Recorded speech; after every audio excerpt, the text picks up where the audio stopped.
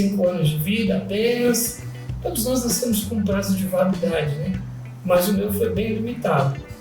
Eu queria saber de você, quem foi o seu mentor, quem foi aquela pessoa que te inspirou, te encorajou.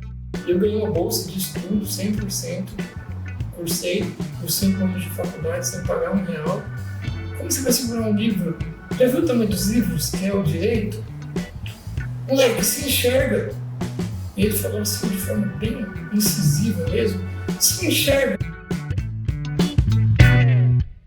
Fala pessoal, estamos iniciando aí mais um podcast da Newcastle e mais uma vez, como sempre, nós trazemos um convidado muito especial, pessoas que moram no nosso coração, que são referência para nós, correto, Medina? Com certeza, um convidado extraordinário. E o convidado desse episódio é um cara que eu conheci numa palestra, se eu não me engano foi na palestra do Imersão Águia ou do Virada Empresarial?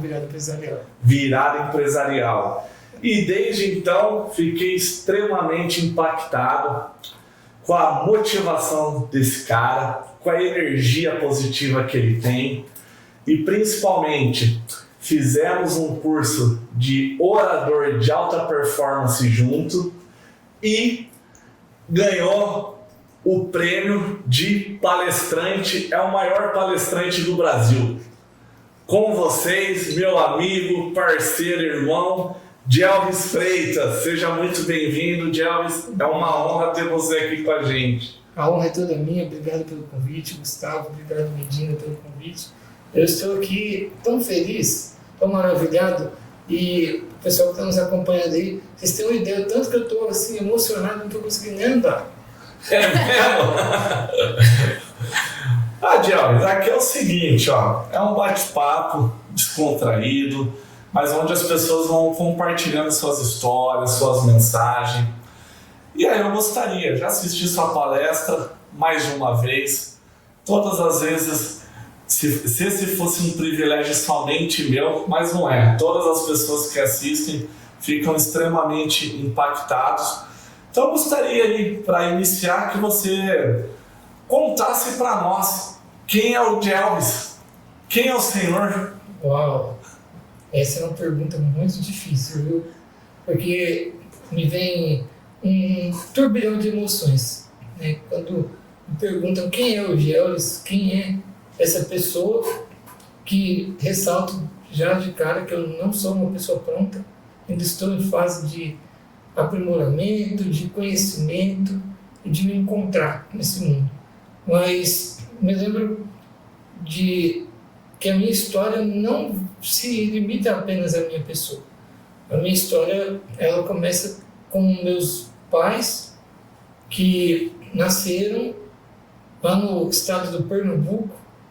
São 2 nordestinos arretados da bexiga e eles nasceram com uma falha genética. E se eles não tivessem se encontrado, eles jamais saberiam que existe essa falha genética com eles. E em busca de melhores condições de vida, eles vieram para São Paulo em épocas diferentes, moravam em regiões diferentes do Pernambuco e eles se conheceram em São Paulo no último dia de carnaval, Medina. Você acredita? Nossa. E aí começou uma história. Nasceu meu primeiro irmão. Ele nasceu com uma doença rara chamada AMI. AMI significa atrofia muscular espinhal. É a segunda doença que mais mata crianças até os 5 anos de idade. E meu irmão veio a óbito com poucos minutos de vida. Logo em seguida veio uma menina, a Jéssica, faltando 5 dias para ela completar 5 anos de idade, ela também veio a óbito. E eu sou o terceiro. E antes mesmo de nascer, eu fui desenganado também, que nasceria com a AME, 5 anos de vida apenas. Todos nós nascemos com um prazo de validade, né? Mas o meu foi bem limitado. Disseram que eu não chegaria a 5 anos. Mas eu louvo e agradeço a ser divino, a autoridade maior, que é o nosso Deus, que me permitiu estar aqui hoje compartilhando com vocês, com 29 anos de vida, sou um dos 7 adultos com AME tipo 1 no Brasil, vivos, e estamos aqui dizendo que o único limite que pode existir na nossa vida é a nossa mente. Aonde nossa mente vai, o nosso corpo também vai. Aonde a nossa mente não pode alcançar, pode ter certeza que o nosso corpo também nunca vai alcançar. Eu só mexo a ponta dos dedos e do pescoço para cima. Mas eu posso dizer para vocês que eu sou um apaixonado pela vida. Acho que não tem nada melhor na vida do que viver. Parece meio clichê, né? Mas não tem nada melhor que isso. Esse é um pouco do Georges. Uau! Eu tô muito feliz, desde a hora que você chegou aqui. A gente sempre brinca muito, acho que desde a primeira vez que eu vi você, eu já me apaixonei, com todo respeito. E assim, a sua história de vida, assim, é muito forte. E eu queria que você compartilhasse um pouco como foi a sua infância. Minha infância, Medina, foi muito limitante. Foi muitos nãos que eu levei na minha infância, né? Então, me recordo que meus pais, meus professores, meus amigos, sempre tinham um não para me dar. Você não pode isso, não pode aquilo, não pode aquilo outro. E, em razão de estar numa cadeira de rodas, a gente diminui as possibilidades mesmo de ser criança, né? Porque criança quer o quê? Quer brincar, quer correr, quer pular, quer soltar pipa, jogar bola de gude, peão, né? E eu não podia fazer nada disso. Era sempre, não dá, não pode, não tem como. E sempre foi assim. Então, minha infância foi muito marcada pelos nãos que eu levei na vida. E teve um não que me marcou muito, né? E que ele foi um não que moldou a minha história. Ele trouxe uma visão de que eu tinha que buscar o sim. E me recordo que estava ali na idade entre 7 para 8 anos, e todo mundo começa a perguntar, né? O que você quer ser quando crescer? E eu falei assim, eu quero fazer direito. Eu quero cursar direito, eu quero ser um juiz, um advogado, um desembargador. E quando eu falei aquilo, eu estava entre família e naquele momento alguém deu uma gargalhada muito forte. E eu fiquei sem entender, né? E eu falei, o que está acontecendo, né? E aí essa pessoa, que é o meu pai, ele disse assim, você não se enxerga? Olha para você, dá uma olhada para as suas condições. Você não mexe em nada. Você não tem possibilidade nenhuma nem de segurar um copo com água. Como você vai segurar um livro? Já viu o tamanho dos livros, que é o direito? Moleque, se enxerga. E ele falou assim, de forma bem incisiva mesmo, se enxerga, isso não é para você. Acorda para a vida. Filho de um motorista de ônibus, de um empregado doméstico, isso não é para você. E aquilo me marcou muito. Na próxima data comemorativa que teve, eu ganhei um presente. Quando eu vi meu pai chegando em casa com um presente enorme, carregando, eu fiquei imaginando o que poderia ser. E quando ele abriu, era um espelho, um espelho bem grande. E ele falou assim, eu comprei esse espelho para ver se você se enxerga. O espelho está lá até hoje, fica na porta do meu quarto. Todas as manhãs, quando eu acordo, a primeira coisa que eu vejo é a minha própria imagem. E o efeito que aquele espelho teve na minha vida foi transformador. Porque eu oro e eu não enxergo um coitado, alguém que teve uma infância limitante. Eu enxergo um mundo de possibilidades. Tem muita gente que reclama pelo que não tem. Eu preferi agradecer pelo que eu ainda tenho. E vocês têm noção o que dá para fazer mexendo do pescoço para cima e a ponta dos dedos? Eu posso falar. Isso faz um estrago. Vocês não têm ideia. Sim. Minha infância. E Georges, de fato, até na sua palestra você compartilha isso com a gente e vamos entrar aqui em vários assuntos, mas até pegando o gancho aí, então foi na sua infância que você escolheu já a profissão que você gostaria, que era estudar Direito. E conta aí, fala aí das suas pós-graduação, do seu escritório, para todo mundo que está nos assistindo saber aonde o Jelvis chegou. Poxa, legal. Decidi o Direito porque eu sempre tive uma paixão por autoridade. Eu olhava para, por exemplo, uma autoridade policial e eu achava aquilo fantástico. Mas eu sempre soube visualizar que aquilo não era para mim, em razão das minhas condições físicas, né? Então, eu olhava e eu ficava imaginando, eu não posso ser um policial, mas e depois do policial, o que tem? Tem um delegado, mas como que um delegado trabalha? O delegado tem que dirigir? Tem. Então eu não posso, porque eu não dirijo. Não vai ter como eu dirigir mesmo depois de grande. Então, eu sempre fui muito consciente com relação a isso. E eu fui entendendo o sistema judiciário, como que funcionava, que tinha um advogado, que tinha um juiz, um promotor. E isso me chamou muita atenção. Foi aí que eu decidi fazer, eu quero ser uma autoridade. Eu quero trabalhar sendo uma autoridade. E de ver também muitas injustiças, né? Quando me recordo que eu decidi que eu queria estudar, eu já tinha algo em torno de 7 para 8 anos, foi mais ou menos a mesma época do Se Enxerga. Eu falei, eu quero estudar, mãe. E minha mãe falou, não pode, vai ser difícil, na escola vão judiar de você e tal. E eu falei, não importa, eu quero estudar.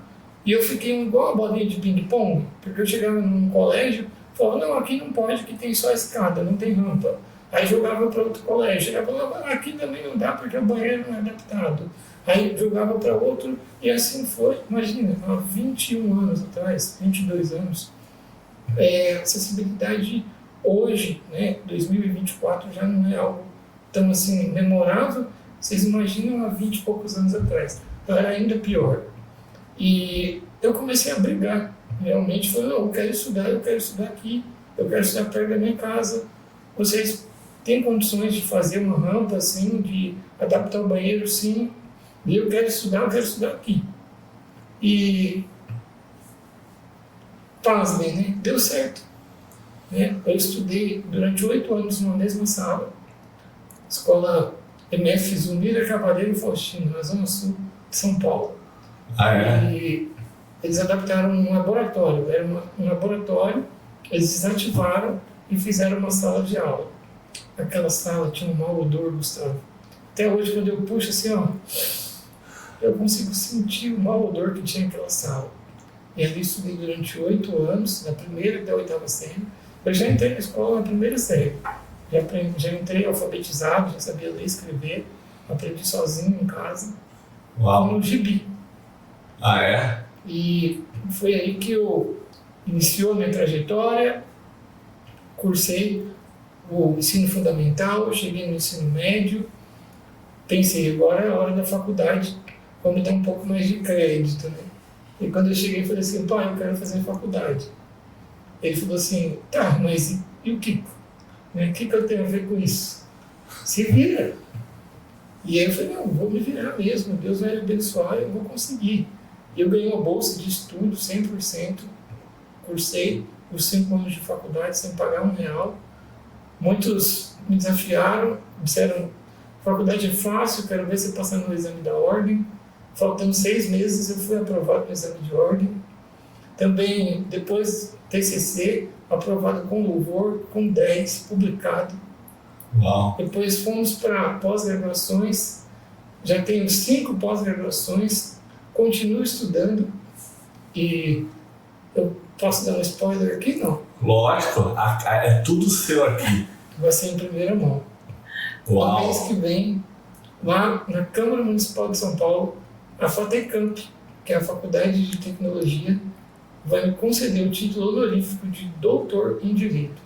Uau! Uma salva de... Isso aí. Top! Temos escritório de advocacia em Sumaré, Freitas e Advogados Associados, eleito e consagrado popularmente como o melhor escritório de advocacia de Sumaré, e nós estamos aí trilhando o caminho.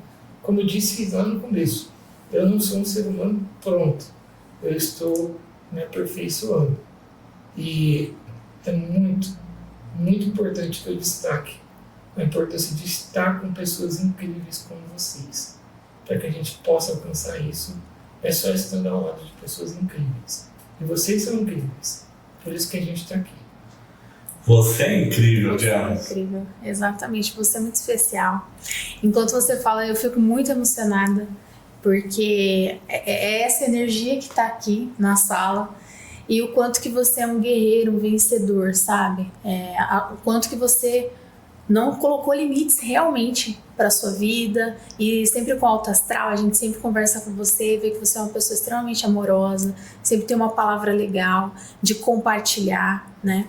E eu queria saber se você, com toda essa estrada percorrida, se você pretende escrever um livro, se você já está escrevendo um livro, afinal de contas, temos aqui agora a editora Newcastle. Uau! E eu queria saber se você pretende escrever um livro contando sua história, sua trajetória. Está no forno. Esse livro está no forno e já está ali finalmente, né? Estou fazendo algumas correções, ajustes. Esse livro vai se chamar Se Enxerga. É justamente um convite para as pessoas que ficam se reclamando o tempo todo, se maldizendo, achando que a vida não é boa, porque lhe falta isso, lhe falta aquilo. O livro é um convite para que nós possamos realmente enxergar aquilo que ainda nos resta, aquilo que ainda está ao nosso redor e que nós podemos alcançar. Basta a gente querer. Eu tenho um convite, né, que eu sempre faço quando eu tenho oportunidade para as pessoas imagine você como uma pessoa com vida dentro de um caixão. E você está ali amarrado, preso, você não tem como sair daquele lugar. É um caixão daqueles modernos, que tem uma janelinha. É um pouco pesado, talvez, para quem está ouvindo, mas vocês vão entender o que eu quero dizer. O meu caixão é o meu próprio corpo. A janelinha são os meus olhos. Eu vejo tudo que acontece ao meu redor. O meu corpo tem estímulos, tem vontades, tem sede, fome, e às vezes o copo está ali. Eu estou vendo a água, eu quero pegá-la, mas eu não posso. Eu preciso que alguém venha e coloque a água na minha boca. Isso é o mais simples de tudo. E aí vocês podem aí imaginar tantas outras situações que eu passo. E se com todas essas situações foi possível chegar onde cheguei e não desanimar, o que é que está te fazendo desanimar? O que é que falta na sua vida para que você se considere uma pessoa realizada, feliz? Talvez aquilo que você tem de mais precioso, dinheiro nenhum no mundo vai poder comprar. Dinheiro nenhum no mundo vai te entregar. Só depende de você dar valor a isso que está nas suas mãos. Jarvis, eu acho bem forte quando você fala sobre isso, né, que aconteceu com o seu pai, porque o seu pai é um querido. Sempre que eu vejo ele tá sempre com você, sua mãe, sempre te acompanhando. Eles vão nos cursos, que às vezes é puxado até pra gente, né, Rô? Que Sim. faz, inclusive, a gente se conheceu no curso de oratória. E é puxado, eles ficam ali com você o tempo todo. Eles são, né, os seus braços e as suas pernas. Então, sempre fica um pouco essa incógnita quando você fala desse Se Enxerga. E eu queria que você falasse um pouquinho mais dos seus pais, como que é hoje, né, a convivência com eles. Meus pais são tudo para mim. São meu apoio psicológico, meu apoio de braços, pernas, meu financeiro, né? Eu brinco até que meu pai é meu patrocinador oficial, né? Porque em quantos projetos que eu embarco e ele fala assim, estou contigo, eu vou te ajudar. E quando ele trouxe a ideia do Menino Se Enxerga, ele tinha já a ideia de onde eu poderia chegar. O que ele queria realmente era me provocar para aquilo. Sabe quando fala assim, para a criança, não põe o dedo na tomada, aí que ela tem vontade de pôr? Sim. Então, a ideia do meu pai foi justamente fazer uma provocação, né? E quando ele trouxe aquele espelho que de verdade me quebrou, né?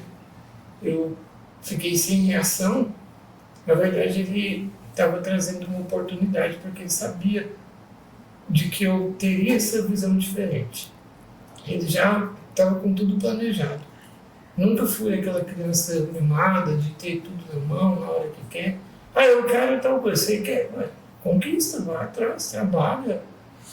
Lembro da minha vontade de ter um computador, era um sonho. E eu disse, pai, eu quero um computador. E muitos diziam, né? Não, compra um computador para ele, tadinho, fica só em casa, não tem muito o que fazer e tal. E apelava para o viés psicológico, né? E ele falou, não, se ele quiser um computador, ele vai trabalhar, ele vai comprar um computador. Mas como? Ele não mexe nada, não sei, ele vai dar um jeito. E eu dei um jeito. Eu fui vender perfume. E vendi perfume e comprei um computador. Sensacional. Isso quantos anos que você tinha, mais ou menos? Algo em torno de 11 para 12 anos. Uau! Desde cedo se virando mesmo aí, já. Empreendedor. Empreendedor. E eu vi a homenagem que você postou pro seu pai no Instagram, no Dia dos Pais. Top demais. E sempre que você conta essa história nas suas palestras, depois você sempre fala da importância dos seus pais na sua vida e isso é muito bonito de ver assim, essa parceria, essa conexão aí que vocês têm, né? De um time mesmo, né? Não é só um cargo de pai ou um cargo de filho, né? É um time. E Djelvis, eu amo você, gente. De verdade, eu estou muito feliz de ter você aqui e você contando assim, de fato emociona. E eu lembro que em uma das nossas conversas você me contou lá de um propósito de vida que você tem, que fez você ter uma reunião com a Michelle Bolsonaro, quando o Bolsonaro era presidente. Eu não vou dar um spoiler, mas eu falei, esse Djelvis aí, ele corre mesmo, ele vai caminhando literalmente até chegar ali, né? E nas pessoas certas. Eu gostaria que você contasse isso. Claro, eu trouxe, né, a ideia do seguinte. Eu estava ali em 2014, aproximadamente uns 10 anos atrás, com 18 para 19 anos, eu comecei a me questionar, né, a origem da minha patologia, onde se falava em mapeamento genético, projeto de genoma, né, que mapeou o DNA humano, e eu fiquei um pouco curioso para tentar entender um pouco mais sobre o que era a atrofia muscular, que é a doença que eu tenho. E eu me deparei com muitos artigos, né, artigos científicos publicados no exterior, principalmente no idioma inglês, né, a importância pessoal do inglês Newcastle. é fantástico, viu? Newcastle é o nome. E eu comecei a pesquisar, na época com muita dificuldade, mas tive a ajuda de algumas pessoas a fazer umas traduções. E eu descobri que existia um tratamento em fase de testes nos Estados Unidos, que é uma proposta de parar a doença. Para você que está nos assistindo, a AME ela é uma doença degenerativa, ela é progressiva. Então, cada dia que passa, a pessoa vai perdendo um pouco mais os seus movimentos. Quem não conhece a história de Steve Hawking, né, ele tinha esclerose lateral amiotrófica, que é uma prima da atrofia muscular. É quase igual. Os sintomas são basicamente idênticos. Ele vai degenerando, paralisando, até que a pessoa tem os órgãos vitais atingidos e ela vem a óbito. Então, é exatamente igual. E eu comecei a perceber, Gustavo, que eu estava perdendo muito, né? Eu nunca andei, mas eu digitava no computador, conseguia digitar. Fui, inclusive, campeão em um concurso de digitação, digitava 1.800 caracteres por minuto. Então, era algo assim, fantástico, eu era muito bom nisso. E eu fui perdendo, né? E quando eu percebi, eu já estava num caminho assim, sem volta.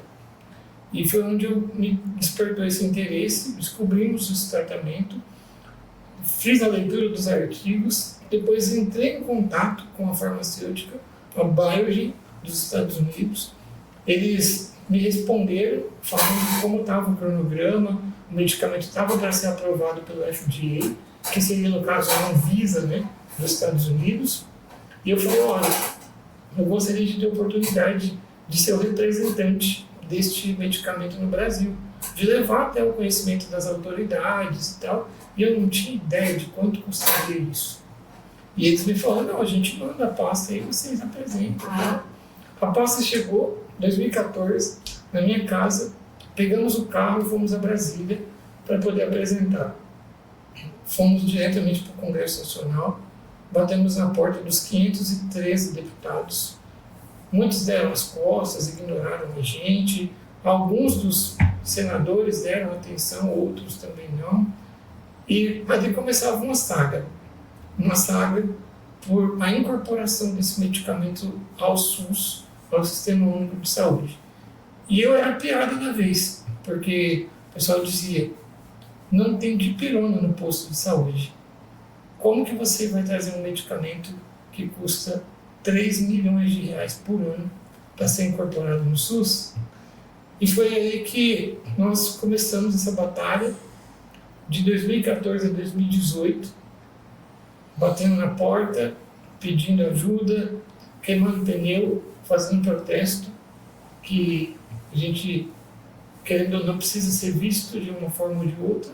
Sim. E foi a forma que nós encontramos de chamar a atenção.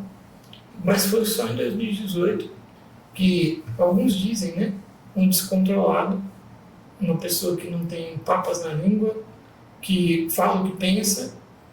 Um dia estava eu aguardando em um determinado recinto público e passou por mim e eu falei, eu preciso dar uma palavra com o senhor.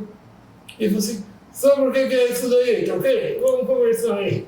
E ali abriu as portas, daí alguns dias eu estava dentro do Palácio do Planalto, conversando com a então primeira-dama, Michele Bolsonaro, apresentando para ela o medicamento e já com uma proposta que foi o primeiro medicamento incorporado no SUS com compartilhamento de risco. O que significa isso? O Brasil só paga se o remédio fizer efeito. Se não fizer efeito, não precisa pagar. E foi ali que a gente conseguiu a incorporação desse primeiro tratamento para atrofia muscular espinhal. Hoje, quem nasce com AME não tem mais uma sentença de morte. Quem nasce com AME tem uma vida inteira pela frente, vai poder brincar, correr, vai poder ter uma vida normal, fazer tudo aquilo que eu não consegui fazer na minha infância e poder ser criança de verdade. Né? Então, essa contribuição que nós trouxemos, junto com o presidente Bolsonaro, né? Hoje ex-presidente, mas que eu guardo no meu coração com muito carinho, com muito afeto, pelo trabalho que ele fez. Não sou de esquerda, não sou de direita, não tenho nenhum padrinho político, não sou apaixonado por nenhum político. Eu sou apaixonado por ações. E são ações como essas que movem a gente. E eu falo com muita tranquilidade. Isso me moveu bastante. Desde o EAPOC, lá em cima, até o Chuí, lá embaixo. Todo mundo hoje tem acesso ao Spinraza, que está no SUS, e que é a cura da AME. Eu estou fazendo uso para não degenerar mais. Então, minha doença paralisou. Eu não estou piorando mais como estava. As chances de melhora são basicamente igual a zero. Mas ainda assim, eu tenho esperanças de que a ciência possa criar algo ainda mais revolucionário e quem sabe um dia, né, Gustavo, a gente possa postar uma corrida por aí. Uau, com certeza vai acontecer. A sua fé, assim, a sua força de vontade, ela de fato ela é inspiradora. E a gente conversa bastante aí nos bastidores da vida. E assim, hoje, Dielis, pegando toda a sua trajetória, todas as limitações que você não encarou como limitações, que você escolheu enfrentar. E é o que você falou aqui mais cedo, né? Nós vemos aí muitas pessoas, e por isso que a sua palestra ela penetra no coração de todos os participantes, todos os ouvintes, porque você dá uma força motivacional com a mensagem que você leva, uma mensagem de esperança, uma mensagem de motivação, um exemplo real do que, sim, é possível você viver o extraordinário, não se entregar a essa situação adversa que você está vivendo, seja ela qual for, porque você nunca, você sempre deu, você sempre avançou, né? Você sempre continuou e, na minha visão, você é um ser humano extraordinário, que você atingiu patamares extraordinários. As pessoas que tiveram contato com você, elas são impactadas. De alguma forma, Deus, já falei isso para você várias vezes, no off ali, no dia a dia, mas Deus usa a sua vida para tocar outras vidas, né? E qual que é a pergunta que eu quero te fazer? Isso foi um depoimento que a energia que você traz todas as vezes que eu tive contato com você. Mas hoje, assim, Gelvis, o que te motiva, assim? Qual é... Pegando para os nossos ouvintes, qual a mensagem, assim, que... A gente não chegou no final, não, tá? Mas qual que é a mensagem que você gostaria de... A pessoa teve contato com o Gelvis. O que o Gelvis quer transmitir para as pessoas? O que motiva o Gelvis? Legal. Eu gosto de pensar que o que mais me traz motivação todos os dias é não ter medo do fracasso. Porque quem tem medo do fracasso jamais vai poder viver o extraordinário. Então, se nós ficarmos vivendo uma vida pautada em não fracassar, a gente nunca vai ter esforço suficiente para poder alcançar o que seria o não fracasso, ou o sucesso. E a maioria das pessoas, para não dizer 99,9%, tem medo de fracassos. E eu falo para vocês com muita tranquilidade, não tenham medo do fracasso. O fracasso é um estado, é uma condição. E ele pode ser superado a qualquer momento. Grandes nomes, e quem sou eu no Filho do Pão para falar deles, mas grandes nomes têm medo dessa palavra, fracasso. E eu trago para vocês, não existe fracasso. O fracasso é só momentâneo. Se você acredita que você pode sair daí, você vai sair. Se você não acredita, não tem problema, você não vai sair, vai continuar aí, e essa vai ser a tua condição. E como diz o hino nacional, você vai ficar aí deitado eternamente em berço esplêndido. Mas se você acredita, é possível. É plenamente possível. Thomas Hobbes, ele preferiu dizer que ele aprendeu 1000 formas de não fazer a lâmpada, do que dizer que ele fracassou 999 vezes. Com todo respeito a Thomas Hobbes, que inventou a lâmpada, né? Isso é incrível, é sensacional, mas ele fracassou 999 vezes. Sim. Mas houve algo que ele fez, que fez a diferença. É não desistir. Então, é só não desistir. Tenta de novo. Uau! É isso mesmo, Gelvis. E essa é a mensagem que fica, né? Não se entregar ao fracasso, às adversidades. E, Gelvis, e aí? Como está a sua agenda aí? Eu vejo que cada vez que eu olho o seu Instagram, você está num lugar diferente, num evento diferente. É o maior palestrante do Brasil. Estamos à frente aqui do maior palestrante do Brasil. Olha, é um cargo bem difícil, né? Ser palestrante é uma profissão para você, Gelvis. Mas o que o pessoal não sabe é que eu me inspiro neles. Então tá aqui, ó, minhas 2 fontes de inspiração aqui. Então, assim, é claro, a gente tem leva um pouquinho de cada um, né?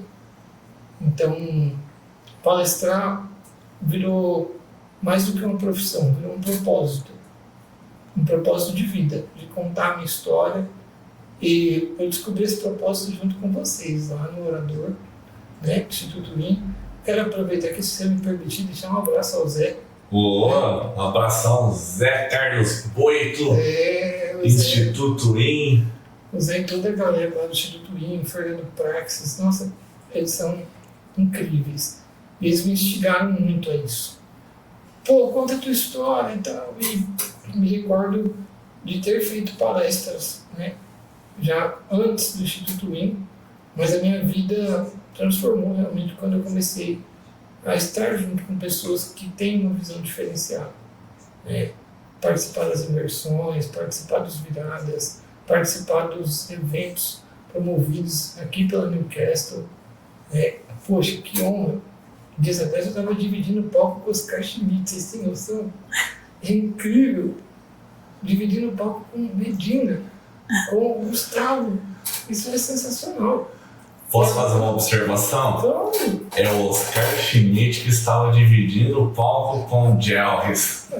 imagina. E eu sou muito grato ao Oscar, que é uma referência.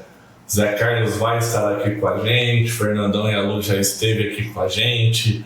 Mas é nós que estávamos dividindo o palco com você. Você foi a estrela do evento. Imagina, é um propósito. É um propósito. Onde eu puder levar essa mensagem, eu quero levar, eu quero compartilhar, eu quero dizer para as pessoas que é possível ir além, mesmo diante de qualquer adversidade. E vou, em breve, com toda certeza, estar reunido com vocês novamente para a gente apresentar o Se Enxerga, que vai estar aqui do ladinho do seu livro aqui. Com certeza, Diana. O seu livro aí vai ser uma honra ver o seu livro aí no mercado, e a gente vai lançar o seu livro aí, independente de editora, mas você conta comigo em tudo aí, que o seu livro é best-seller, a sua história ela precisa chegar no máximo de pessoas possíveis e impossíveis. Vamos romper barreiras aí através do seu livro. Eu acredito muito que o livro tem poder de transformar vidas, assim. Muitos dos resultados que eu colhi, principalmente na minha jornada profissional, a grande maioria foi resultados de livros que a gente leu e que, viram a chave, sabe? Acredito muito também nas palestras. As palestras, é o que você falou, ela toca o coração. É um exemplo real, assim. Então, quando assistimos a sua palestra, as pessoas na imersão empresarial da Newcastle, e você nos deu a honra de estar lá palestrando, compartilhando a sua mensagem, a sua história.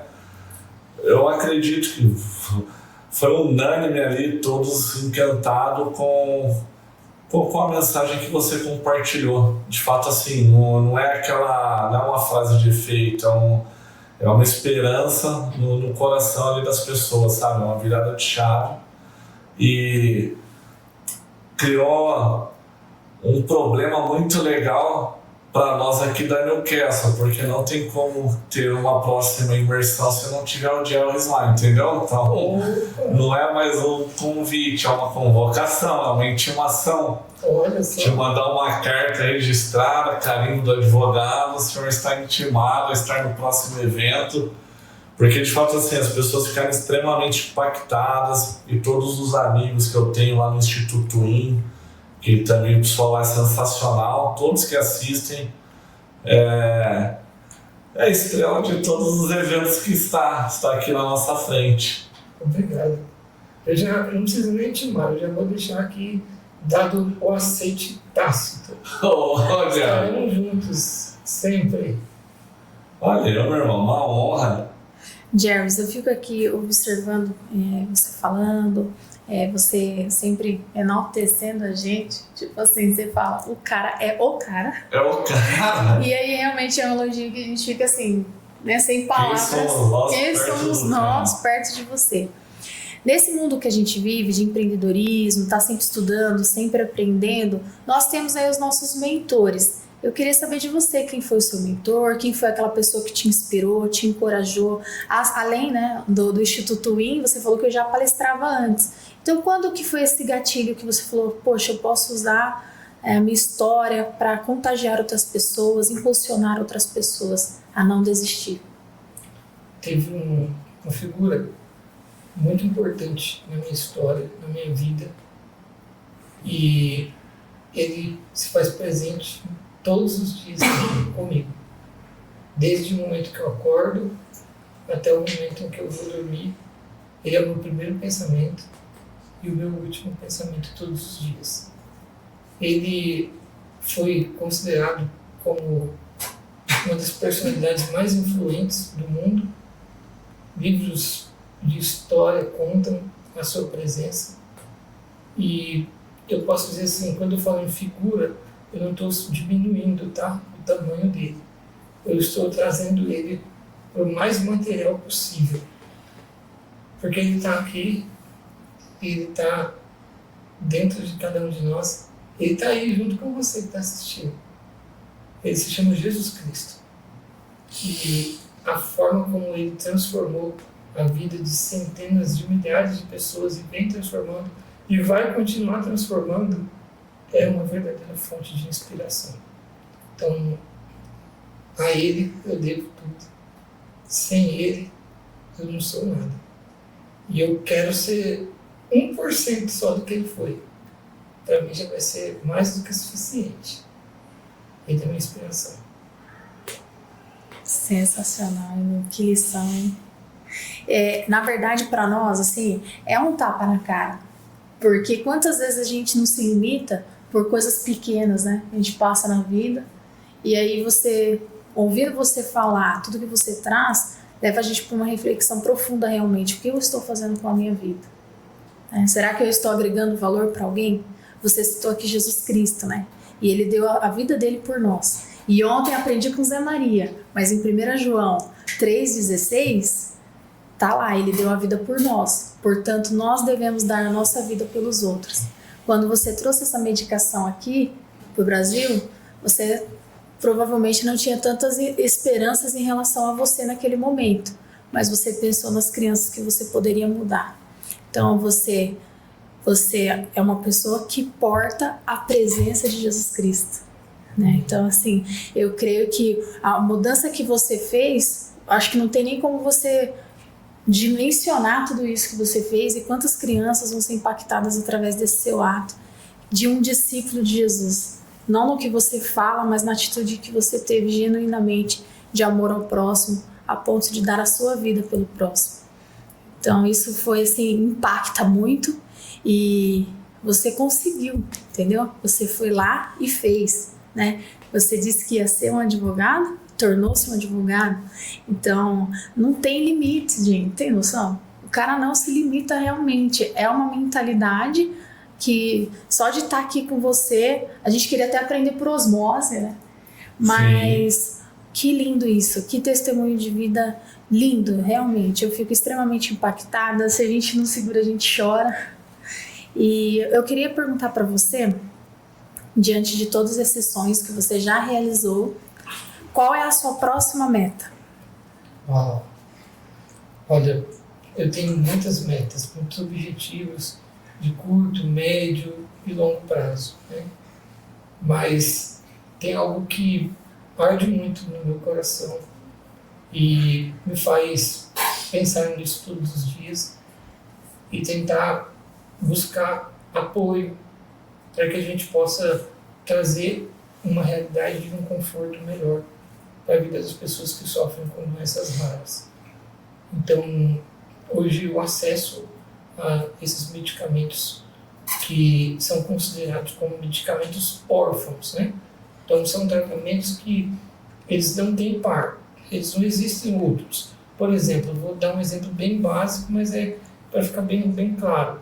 Eu estou com dor de cabeça, eu posso tomar dipirona, eu posso tomar Doril, tomar, sei lá, Neosaldina. Então você tem várias opções ali, né? E a pessoa que tem uma doença rara, geralmente, por ser rara, não tem muita pesquisa. Então, você tem um tratamento apenas, né, para tratar aquela doença, que geralmente são doenças fatais, são doenças que agem no nosso organismo de maneira muito rápida. E hoje, o protocolo, ele, no Brasil, é muito demorado. Para que uma tecnologia nova chegue no Brasil, seja apresentada e até o final dela, quando ela está disponibilizada lá na casa do paciente, isso leva anos. E muitas famílias não têm esse período para esperar. Então, isso arde muito no meu coração, uma vontade de transformar isso, de tirar essa burocracia e de fazer com que esse acesso chegue para as pessoas de maneira mais rápida, mais simples, mais objetiva. O tratamento para AME, por exemplo, nós ficamos quase 5 anos aí lutando, de sol a sol. Foi algo marcante, histórico, o primeiro medicamento incorporado na modalidade de compartilhamento de risco, depois dele vieram os outros, né? Mas eu trago assim, como um desejo de mudar isso, de fazer com que essas tecnologias cheguem, que o lobby da indústria farmacêutica não fale mais alto, porque é realmente um custo muito alto. Você para pensar, 3 milhões de reais por ano para tratar a vida de uma pessoa é muito dinheiro. É muito dinheiro e muitas pessoas, se não a grande maioria, não teriam condições de pagar por isso. Mas também a gente sabe que existe um custo de ciência para se investir, para que se chegue a essa droga que está ali sendo disponibilizada. Porém, não é para tanto, né, gente? A gente sabe que se fosse feito de pó de ouro, né, ou de qualquer outro metal mais valioso, ainda não seria todo esse valor. Então a gente tem que pesar isso, né? Então, no meu objetivo profissional, hoje esse é o meu sonho, de trazer essas barreiras abaixo e construir uma forma mais digna de acesso a esses tratamentos a pessoas que estão muitas das vezes nesse momento em casa, padecendo, sofrendo, morrendo. Esse é o termo mais claro que a gente pode usar. E existe uma tecnologia disponível do outro lado do mundo que apenas o que distancia elas da cura é tão somente o dinheiro, infelizmente. A gente vê um monte de campanhas aí na internet para arrecadar valores e tal, para tratar essas pessoas. Esse é um sonho que eu tenho no profissional. Respondido? Respondido. Eu já abri o gancho para 3 perguntas, numa só. Tá bom. Primeira, Gelmes, que deixa para o final a resposta, mas e no pessoal? Você fala do profissional. E aí, segunda e terceira, Gelmes, o que você falou, os medicamentos não são feitos ali de pó de ouro, pó de diamante. Então, na verdade, o que encarece muito é por ser patente única ali, né, da farmacêutica que desenvolveu a fórmula, né? Lógico, muito investimento em pesquisas e tal. E por que você, na sua visão, é tão difícil assim, já que é para salvar vidas, porque ainda, eu sei que indústria, dinheiro e tudo mais, mas por que não facilitar? Porque é aquela questão, né? Você gasta milhares ou milhões de reais para desenvolver uma fórmula que vai tratar vidas, que vai curar vidas, que vai levar esperança para as pessoas, né? Mas aí, depois que descobre a fórmula, que ou traz a cura, ou traz uma qualidade de vida, um conforto muito maior, se torna totalmente inviável para um país como o Brasil, para a maioria das pessoas, o que você falou, por causa da questão financeira, né? Então, por que você acha disso? Se é por causa de ser patente única assim, dessas indústrias? E entrar na política, você, no caso, você acha que seria uma... Porque é o que eu te falei, é que Deus usa a sua vida, né? E você não pensa em entrar um dia na política para... Você acha que estar envolvido com a política ajudaria, facilitaria você cumprir com o seu propósito profissional? Perfeito. Eu acredito que muito do que hoje influencia esses valores, né, é realmente a fórmula, né, do sucesso, do ganho, né? Eu tenho uma empresa, vamos dizer assim, tá? Hipoteticamente falando. e eu tenho um produto X e lá na ponta eu tenho a pessoa Y que precisa do meu produto. E se ela não tiver acesso a esse produto, ela vai falecer. E eu uso o sentimento dessas pessoas, dos familiares, dos amigos, da comunidade de maneira geral, para que elas pressionem o governo e o governo libere essa droga comprando ao custo que eu quero, né? Então isso é o tal do lobby, né? Então hoje no Brasil a judicialização da saúde é algo muito caro. Quando eu falo em judicialização o médico prescreve a noz da Índia que foi coletada lá no países árabes, mas é da Índia, tá? Não, mas tem que ser dos países árabes, senão... Enfim, e o juiz não entende de medicina, ele bate o martelo e fala, forneça, ponto final, e o Estado, o governo, o plano de saúde, ele tem que pagar. Então é uma situação bem delicada, é algo que realmente tem que sentar pessoas numa mesma mesa e discutir os interesses e dizer até onde que a gente pode abrir mão de algumas coisas, deixar um pouco o ego de lado, né? E falar, não, a gente está aqui em prol de algo maior. Eu compartilho aqui com vocês, não vou dizer nomes, mas se alguém depois quiser, é só me chamar na rede social, @raro_advogado, eu tenho provas disso que eu vou contar agora. Estávamos reunidos dentro do Ministério da Saúde, na sala do então ministro da Saúde à época, não vou dizer o nome, e ele conversando comigo sobre o medicamento, eu falando para ele da necessidade desse tratamento, e ele disse assim, 3 milhões de reais eu trato 10 pacientes com câncer, e eu trato 1 com AME. O que você acha que eu devo fazer com isso? Com esse dinheiro que eu não tenho, né, que não é meu, é do povo. E naquele momento eu respondi para eles, Gustavo, falei, olha, eu sei responder com uma outra pergunta. Eu sempre aprendi que a gente nunca deve responder uma pergunta com outra pergunta, mas ali foi necessário. E eu respondi para ele dizendo o seguinte, meu caro amigo, e com o dinheiro da corrupção, das grandes malas, das cuecas, enfim, roupas de baixo, quantos pacientes você trata com qualquer tipo de doença? Né? E o Brasil é um país muito rico. Sim. Muito rico, que tem muita chance de transformar a vida dessas pessoas que estão nessa situação. Mas falta um pouco de vontade. E quando eu falo de vontade, eu falo no sentido político da palavra. Falta vontade política de resolver, de querer pôr a mão na massa e fazer acontecer. No atual cenário que nós vivemos, eu diria nunca seria um candidato, porque sozinho a gente não consegue fazer nada. Mas tenho esperanças de que nós teremos dias melhores com pessoas engajadas e que elas não vão ser a exceção, elas vão ser a regra. Hoje nós temos muitas pessoas de bem no ramo político, tá? Então, deixar isso bem claro. Eu conheço muitos, tenho a oportunidade de conviver com eles e me aproximo deles no objetivo de trabalhar políticas de Estado, políticas que vão mudar a vida das pessoas realmente. Mas, infelizmente, a grande maioria quer politicagem, aquela que se ganha a eleição hoje e você já começa a trabalhar pensando daqui 4 anos o voto que você vai receber de novo.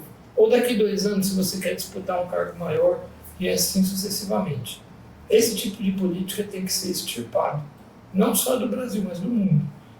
E um dia, quem sabe, né? Nunca diga nunca, não é mesmo? Sim. Mas no atual cenário, na atual conjuntura, a minha resposta seria não tenho esse interesse.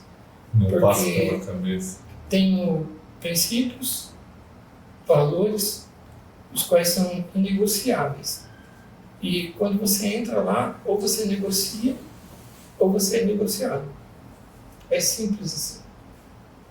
E eu não tenho nenhum tipo de pretensão de ser negociado e muito menos de negociar com essas pessoas. E quando eu trago, né, isso tudo, falando de valores, de princípios, né, de família, de ser um cristão, de adotar os princípios de fé, viver conforme Jesus Cristo nos orientou que vivêssemos, eu não posso deixar de falar da primeira, que foi a sua primeira pergunta invertida, né? Sim.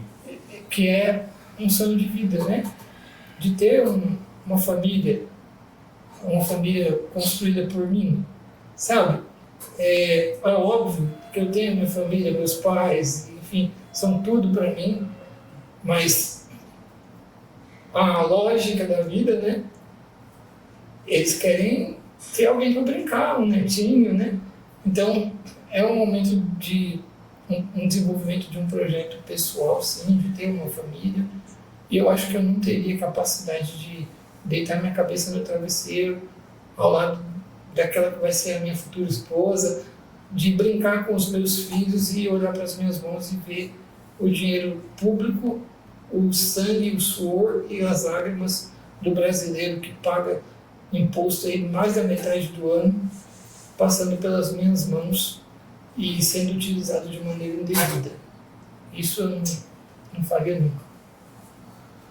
Uau! Por isso que você é um cara diferenciado, James, assim, essa essência e os princípios e valores que você carrega aí no seu coração, você exala ele em todos os ambientes que você está. E estamos para finalizar, mas solta a voz aí, Medina. Quando fica difícil para você falar, você passa para mim, né? É que eu começo a ouvir o Jarvis. É porque a gente entra muito, tá entre assim, amigos. Né? No pensamento, realmente leva a gente para aquela reflexão profunda. Acho que essa é uma habilidade que você tem. Eu te conheci do curso de oratória, então não sei como era antes, né? Talvez o pai possa falar. Eu queria que você falou sobre o sonho de ter uma família, né? Eu queria que você falasse um pouco mais desse seu lado sensível. A gente já falou aqui muito sobre a trajetória percorrida de sucesso, mas aquilo que ainda você não alcançou, como que você vislumbra o seu futuro? É uma visão atraente para você? Como que você vê o futuro? O futuro, ele, ao contrário do que muitos pensam ser um filme de terror, para mim é um filme de comédia, com muita risada. Eu sou uma pessoa que gosta de brincar muito, faço piada com tudo, com a minha condição. Inclusive, começamos aqui, né, esse episódio com uma brincadeira que eu falei que eu estava tão emocionado que eu não estava conseguindo nem andar. Eu realmente não ando, né? Então é literal mesmo. Então eu gosto muito de brincar, gosto muito de fazer do limão um suco de laranja. Exatamente isso. Porque o pessoal quer fazer uma limonada, mas eu quero fazer algo diferente, né? Então vamos inovar, né? E quando eu penso em futuro, eu penso nos meus pais tendo uma qualidade de vida, eu penso hoje, né, um sonho realizado já que eu posso compartilhar, que meus pais estão atingindo aí, né, a idade 200, então começa, minha mãe virou das dores, né, dói aqui, dói ali, e não é fácil. Foram 29 anos lidando, cuidando, da mais variada forma possível. Meu pai também ali lado a lado, os dois pegadinhos, juntinhos comigo. E nós conseguimos, através de uma liminar, hoje o governo ele tem uma modalidade de atendimento domiciliar, que vem as enfermeiras que ajudam, que cuidam, que fazem a parte mais pesada, né? E imagino isso na vida de outras pessoas também, que passam pela mesma situação que eu e que estão vendo seus pais indo embora aos poucos e que ficam imaginando quando será que eu vou ter oportunidade de um pouco mais de conforto para eles, né?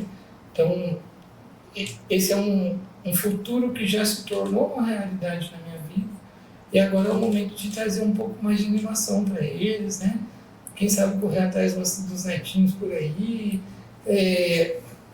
Eu sou uma pessoa empreendedora, eu gosto de aventura, de viajar, de dar palestras, de estar de manhã aqui em Campinas, à tarde nós já estamos lá no Pernambuco, eu sou esse cara.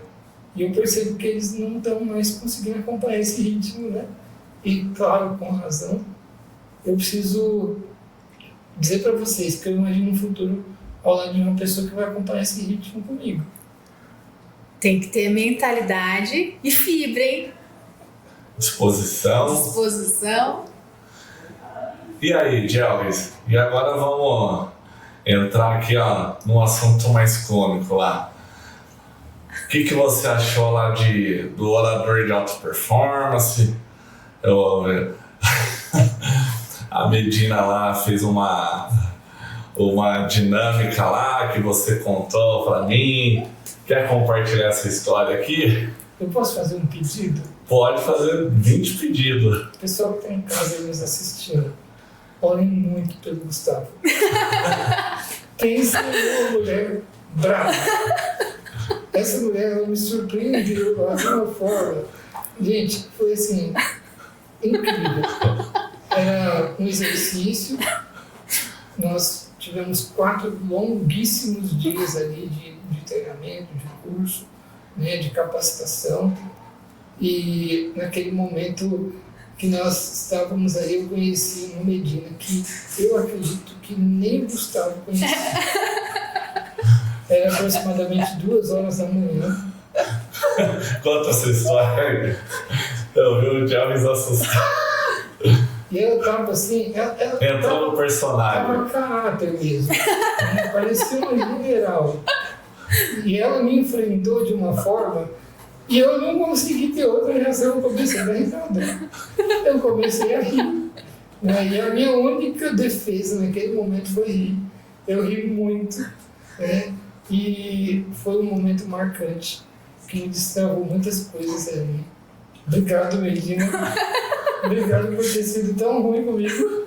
Gente, olha, não foi assim também. Era uma brincadeira, tinha um personagem, eu tinha que ser uma vilã na história. Entendeu? Depois teve a troca, a gente inverteu o lado também. Não era a vilã, era simplesmente a pior de todas. Ganhou o prêmio lá. Ganhou o prêmio.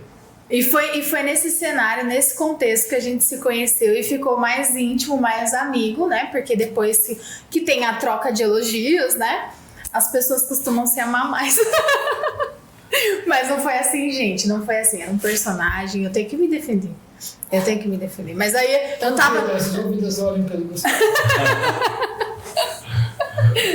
Não, eu quis trazer essa história aqui, que foi uma brincadeira lá muito legal, esse rostinho de princesa aqui. Gente, o Gustavo é mais bravo que eu, acreditem na minha defesa.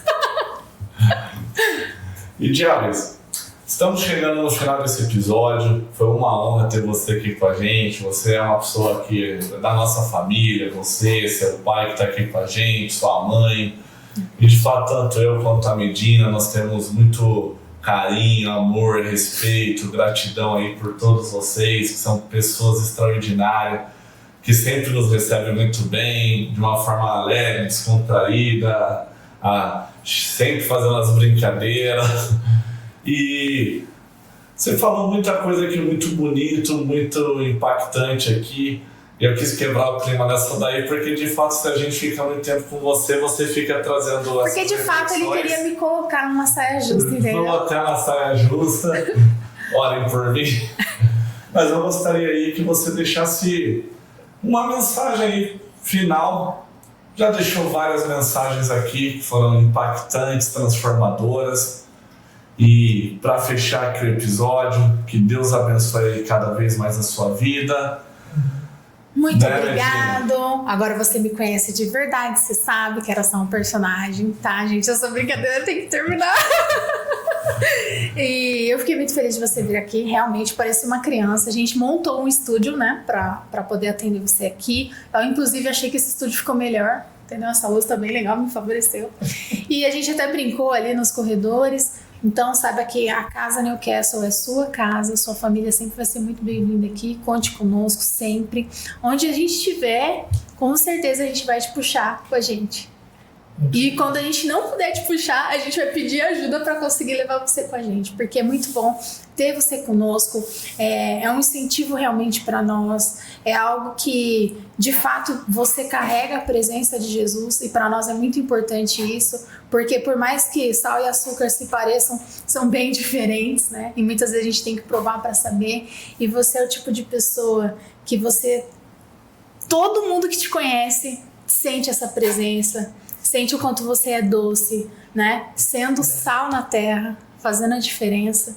Então, assim, eu acredito que sua trajetória ainda tem muita lenha para queimar. E que essa varoa aí apareça. Olha o Tinder Gospel. Tinder Gospel. Raro, qual que é o seu arroba? Meu arroba é Raro Advogado. E em breve o lançamento do livro, que a gente vai trazer você aqui para falar um pouco mais do livro, contar mais detalhes. Fica já o convite, né? Fazer assim, que não tem como fugir, né, Gu? Sim. Tem que aprender. Se enxerga. Se enxerga. E muito obrigado. É isso, só gratidão mesmo por você ter vindo, sua família está aqui. Muito obrigado por vocês estarem aqui com a gente. Estamos juntos. O convite de vocês não é um convite, é uma ordem. Então, estarei sempre presente com vocês. Quero mais uma vez agradecer a vocês por ter nos recebido aqui, recebido a mim, minha família, e por tantas parcerias que a gente tem juntos. Eu costumo dizer para todas as pessoas que eu não sou ninguém, eu sou apenas um espelho, e eu trago o reflexo de pessoas incríveis que estão comigo. Então, eu não pensei duas vezes quando você me fez esse convite, Gustavo. Eu não pensei duas vezes. Eu falei, tô dentro, vamos junto e tal. Eu nem perguntei como era, porque eu tenho certeza que são pessoas que têm propósitos claros. E seus propósitos são os meus propósitos. A gente está junto. Tá? E a mensagem que eu trago para finalizar aqui para vocês é: a maior distância que pode existir entre você e o seu sonho é você mesmo. Acredite em você. Se enxerga. Uau! Valeu, Gelson. Gratidão.